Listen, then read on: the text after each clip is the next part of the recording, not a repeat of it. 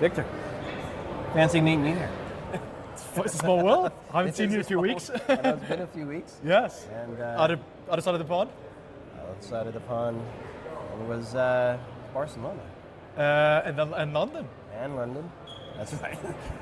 I forgot about London. I just bumped into you there as well. That was a bump-in moment, yes. Yeah. But I got to meet you in Barcelona. That's right. AppSec Europe. Media connection. I appreciate you and what you do and how you think. Even in the short period of time we had to chat.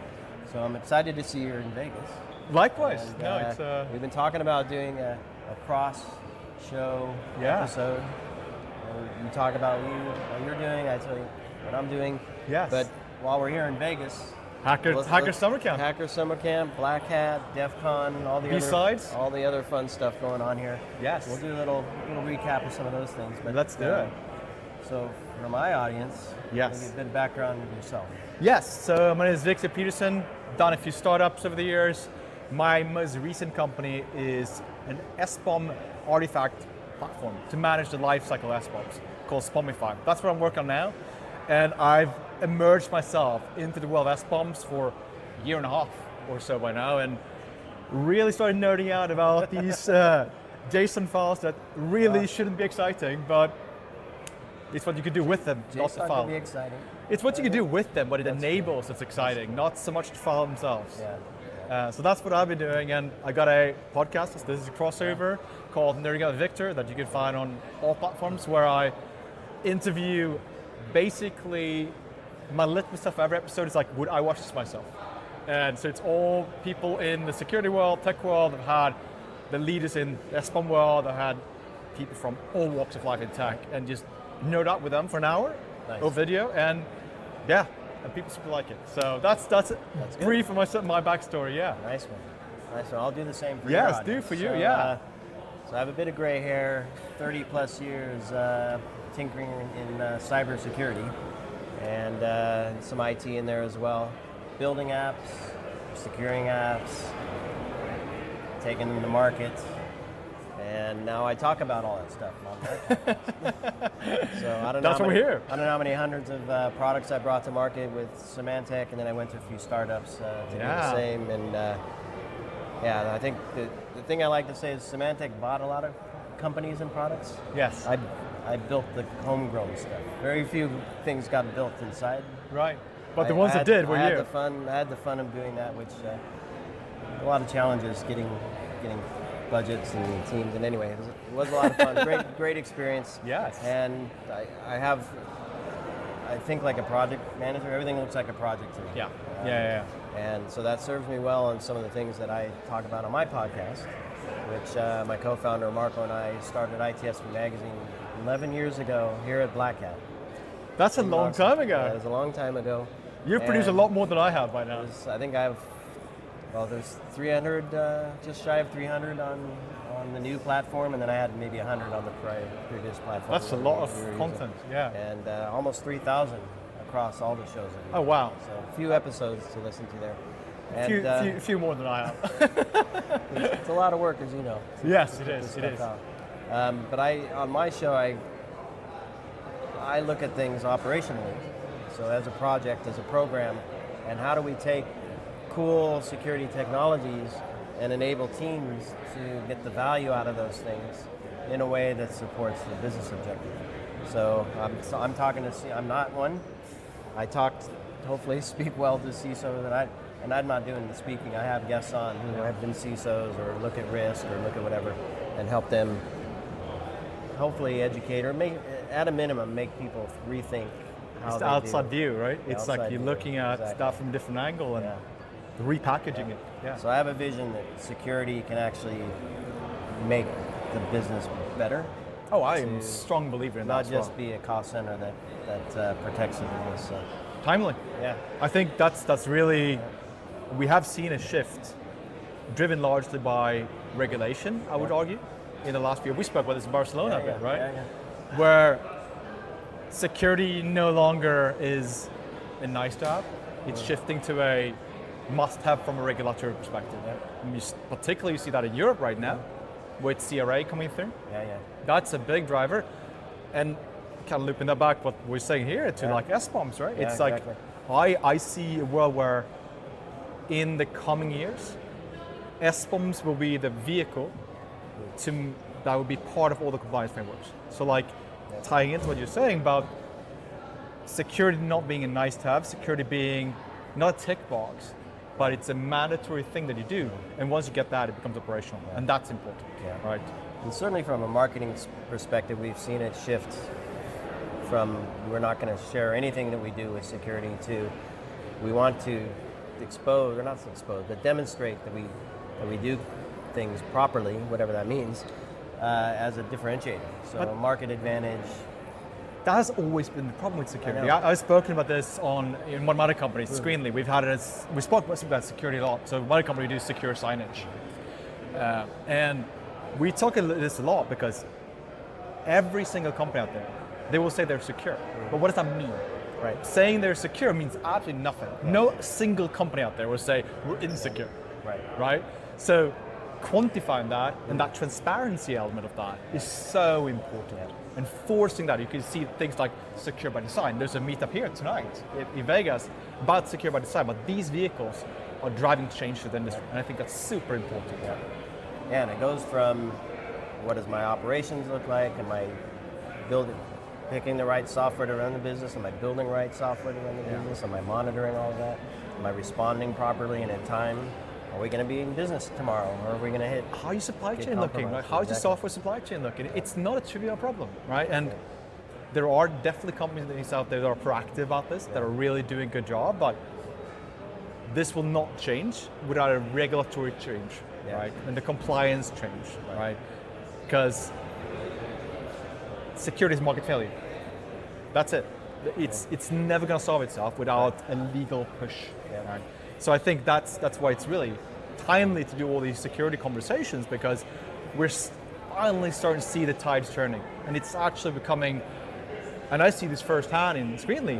Like the conversation you're having are so different today than 5 years ago, because people ask the right questions. They never used to do that, and that's a very good thing, I think.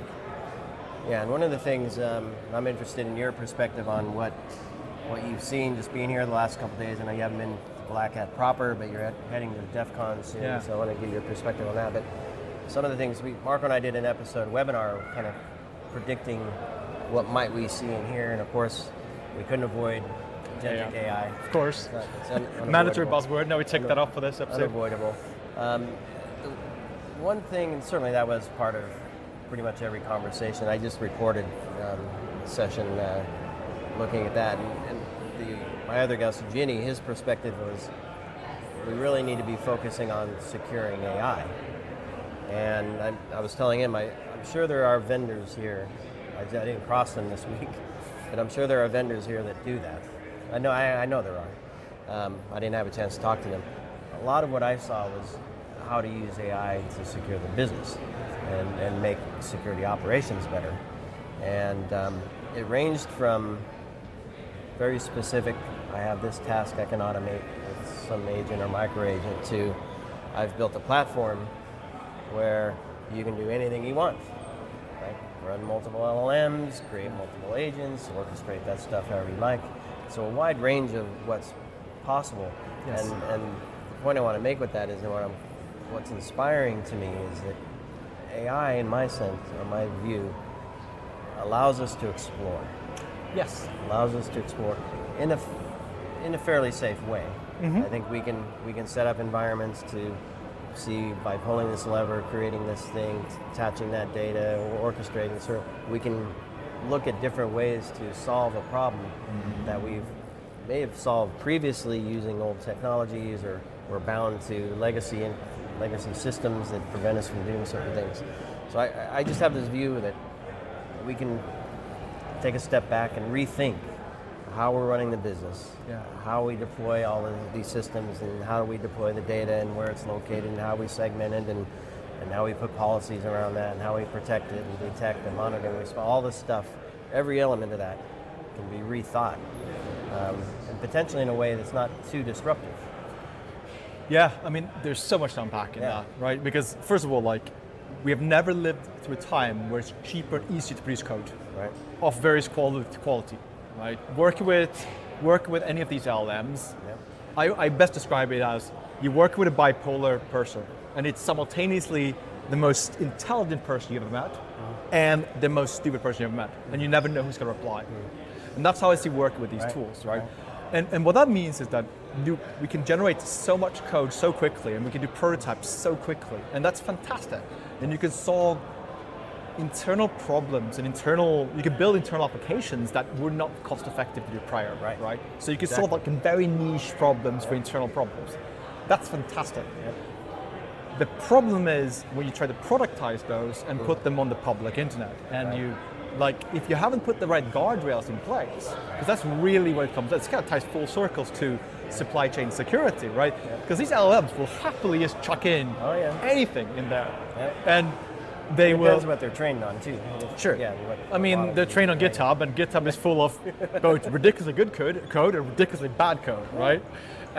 So putting those plumbing and that framework in place is so paramount to getting a good outcome, right? And I've played a lot with these tools over the last year, and that's what I keep coming back to. Like, you need to start with the guardrails. Like, if you start with the guardrails and you get that right, then you can start doing interesting things, and you can do well. At least you're not going to fall off the cliff. No, exactly. But like, give you a very stupid example: package management. These LLMs, like, they will happily just edit your log files and just like inject crap in there, and you're like, hold on a second, like, I don't want you to deal with package management. There are package managers to do this, and they work better for other reasons. Like, how do I know? Like, when you ask to add a package, it will add an old version, for instance, which is probably vulnerable to issues, right? So again, coming down to this like guardrails to do it right, and building the blueprints basically the blueprint that you would do when you would by yourself, but you do it you have to basically force the agents to actually do that for you well.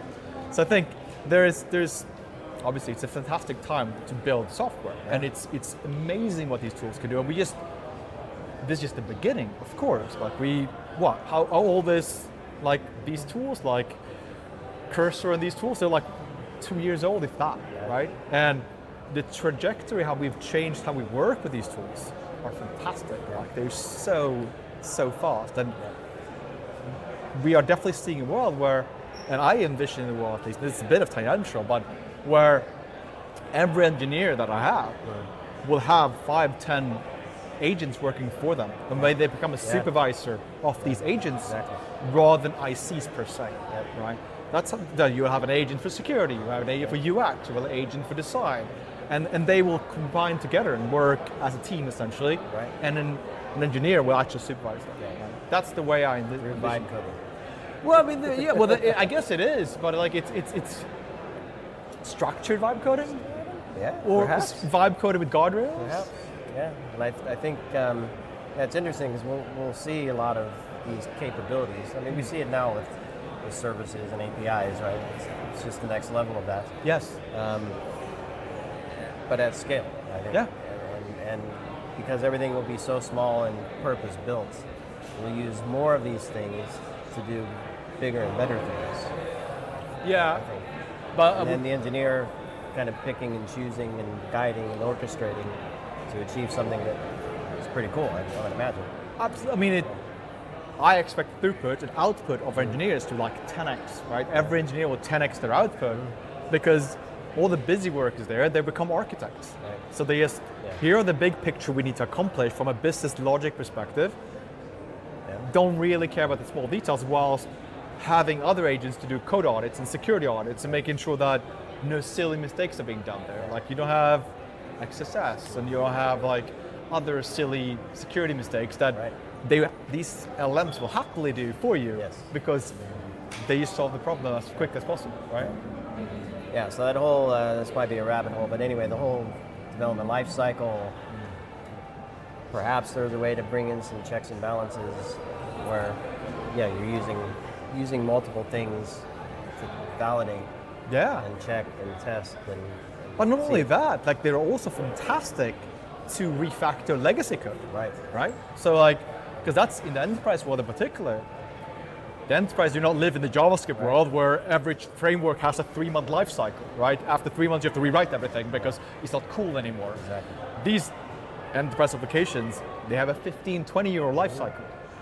Rewriting that is not a trivial matter, right? It's a lot of busy work, but these tools... Resilience is paramount. Yeah, exactly, right? So, but these tools can help with that, Yeah. the refactoring and update. So I think that's the life cycle there, and I hope the world is moving towards a more longevity framework and thinking of software and life cycle of, let's not just fix this right now with a single JavaScript update. I'm just picking on JavaScript world because the JavaScript world tends to be the one where things churn quickest. Right. But so I think that's hopefully what we'll see here, with more people thinking more about longer life cycles in particular. So I want to make one more comment on this, and you can chime in, of course, but kind of the guardrails thing. The other thing I pulled from this past few days is don't necessarily chase this new world and forget that you do have legacy stuff. And so I heard a few times, don't forget the basics, right? Kind of along the guardrails thing. Yes. And I think it wasn't in the context of while you're doing AI, don't forget the basics, but I think it's important, but it's don't take investments to secure AI and forget that you didn't get approval for budget to segment your network. It's still flat or whatever, right? Yeah, right. So I think there's a message there for CISOs to say, well, don't forget your real role in protecting the business, not just the next thing that's coming. So sprinkling AI on garbage in, garbage out at the end of the day, right? If sprinkling AI on garbage is still garbage, right? So you still need to do the fundamentals right. And exactly.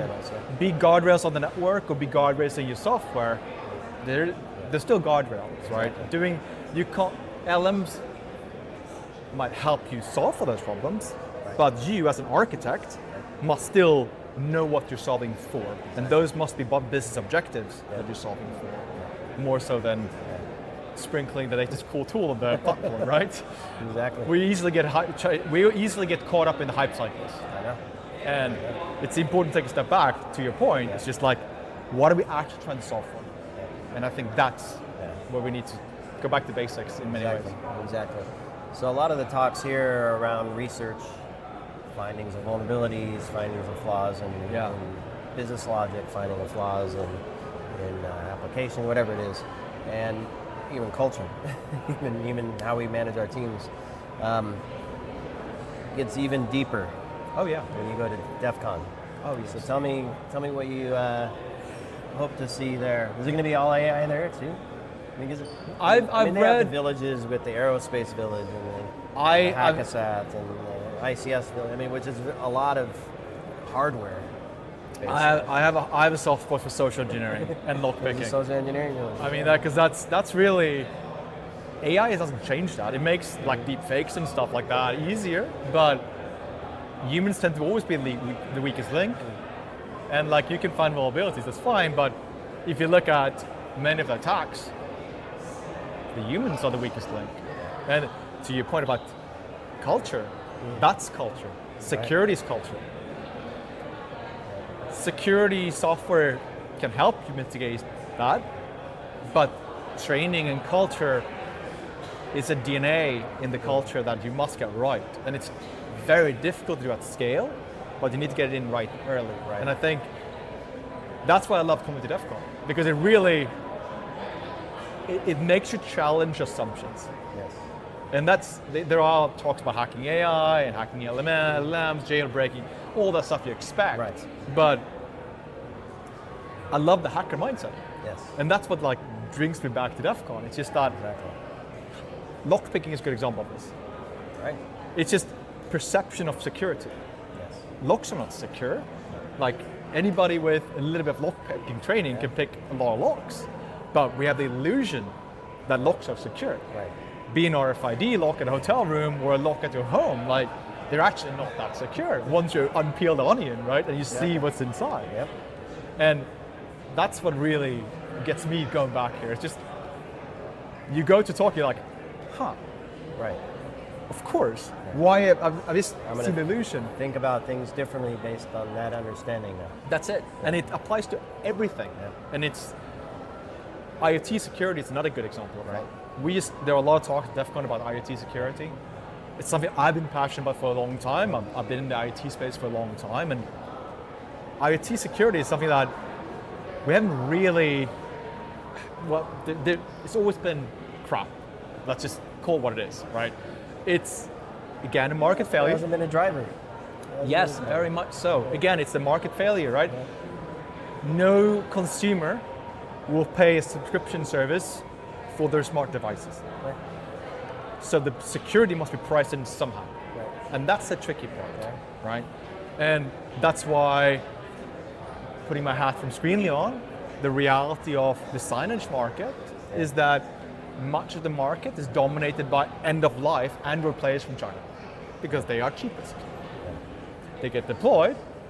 Google washed their hands because well, it's end of life. We already told you this. But there are no shortage of resellers out there that will happily sell you this stuff on the premise that it's secure, which in reality it probably isn't, right?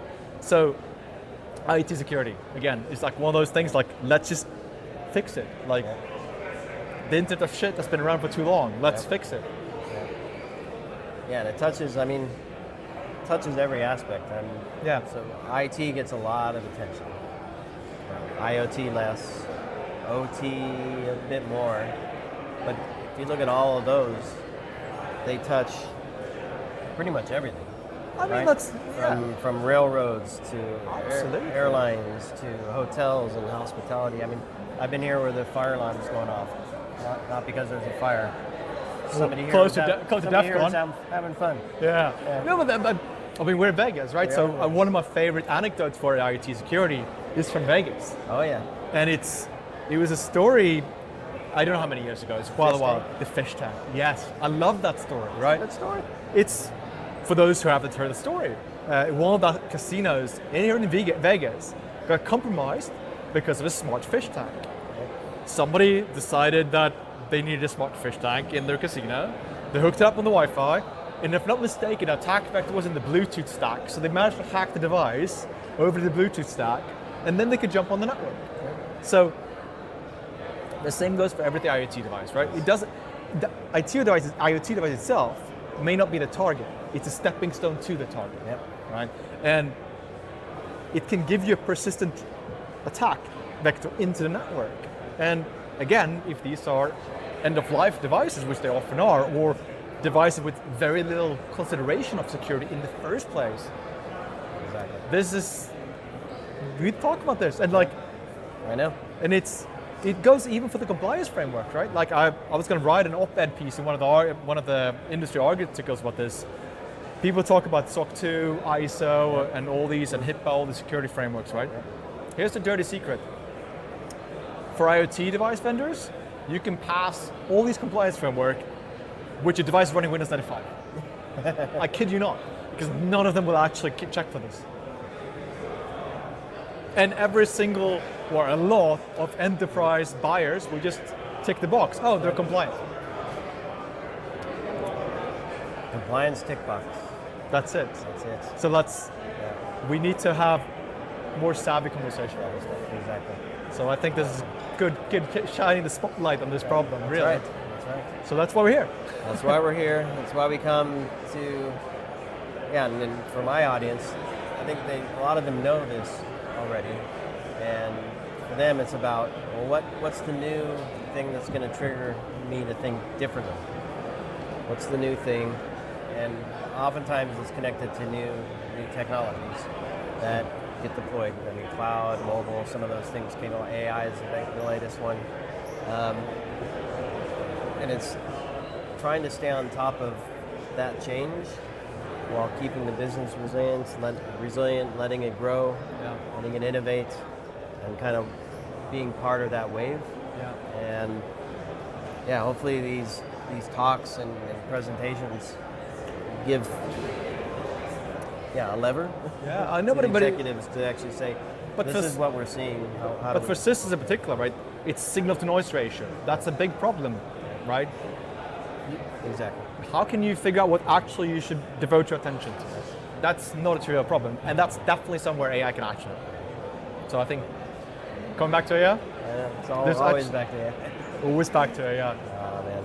Well, Victor, it's good to see you, man. Likewise. Great to Catch you chat with at the next show. We finally made this happen. We'll do more. We will definitely do wherever more. we see each other again. I don't know where you're headed next. Where am I heading next? I'm not doing any conference in the next few months, so maybe the next year. Maybe the next year. There's RSA. There's RSA. Maybe I do RSA. We do RSA. Oh, I submitted a CFP for Black Hat Europe, which I think is in December. December, yeah. December. So maybe I'll do that. There's another Black Hat event called Sector Okay. in Toronto. Okay. And then, there's always the OWASP stuff. Yes. You know what I'm bummed about? There is no SBOMorama this year.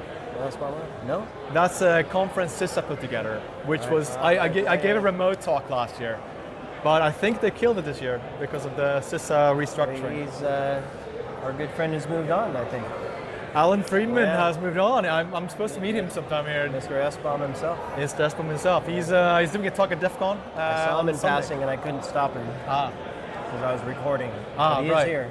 I know he's here. I I've seen texted him. I know he's here, but I haven't actually seen him yet. But yes, but that's a shame. Obviously, that conference stopped. But that was a great way for the industry to compare notes and get together and just up That's the bar. important. That's important. I'll close my final thought in that we talked a lot about technology, and research, and risks, and for me, ultimately, it's about what everybody's hearing in the background. These tens of thousands of people walking by, all getting together, thinking differently amongst themselves, sharing with each other.